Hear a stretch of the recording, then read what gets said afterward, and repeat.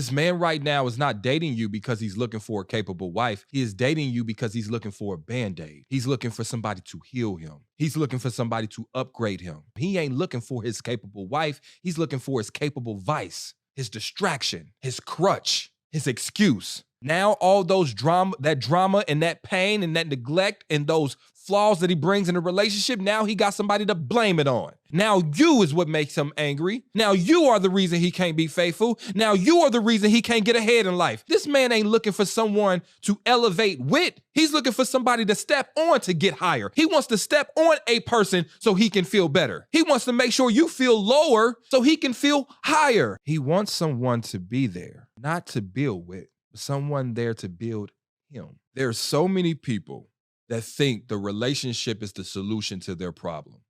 I had this long list of standards when I met my son's father, and he did not meet any of them.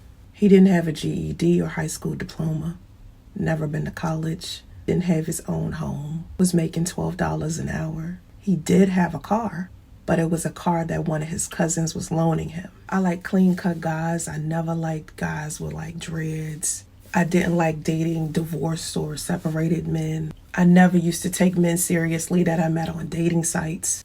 I'm into investing, like cryptocurrency, real estate, land, stocks, life insurance, into all of that. But when I would sit down and I would talk to him about it, he would say he was interested in being an investor, but he'd never get into detail with it. I was big on metaphysics and spirituality, and he tried to make it seem like he was, but he would only talk about it lightly. When I look back at that situation, I realized I was a rebound and he was using me as a stepping stool, using me financially to be able to get to the next level of his life.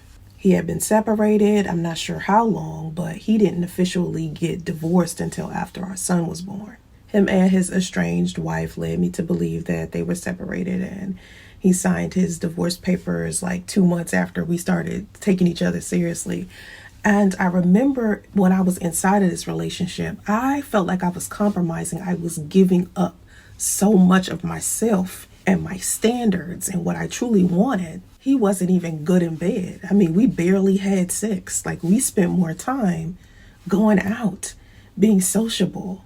And I realized he liked being around me when I was fun to be around. Like when we would hike and fly kites together and have picnics and go out to eat and go to the movies. He liked when we cooked together and watch movies together and hang out. He liked that I was financially in a good place and I could pay for half of everything without requiring that he pay for everything like most women do. He liked that I accepted him for who he was as a man, but he used me as a transitional woman, but sold me on long-term promises that he never planned on fulfilling. So as we sat there and we built a long-term plan, he only wanted to deal with me short-term because I was a rebound. My intuition told me something was wrong with him from the beginning. And instead of me listening to it and trusting myself, I ignored it because I wanted to be loved so bad. I wanted to be in a relationship so bad. I wanted to be married. I had been single and celibate for such a long time. I enjoyed his company. I loved to laugh with him. We had a great time. And I think while we sat there and had a great time and enjoyed hanging out, it kind of was a distraction. So when I got pregnant with my son and everything started to get serious and it started hitting him that he was going to be a father and he didn't have any other kids, he realized I wasn't who he wanted. He didn't even want kids. He still had feelings for his ex. He wanted to sleep around. So I ended up becoming collateral damage. And it's my fault because I knew he was an unqualified man. So I tell women my story so you guys will never do what I did. When it seems a little off, but you enjoy being around somebody, you like their company, you're attracted to them physically. My damn life ran out about. But I gotta finish this video. Anyway, yeah, I'm in my closet. Don't judge me. Even when you're attracted to somebody, you love being around them, you have feelings for them, sometimes you are not compatible with their stage of life. Be okay with that and let it go.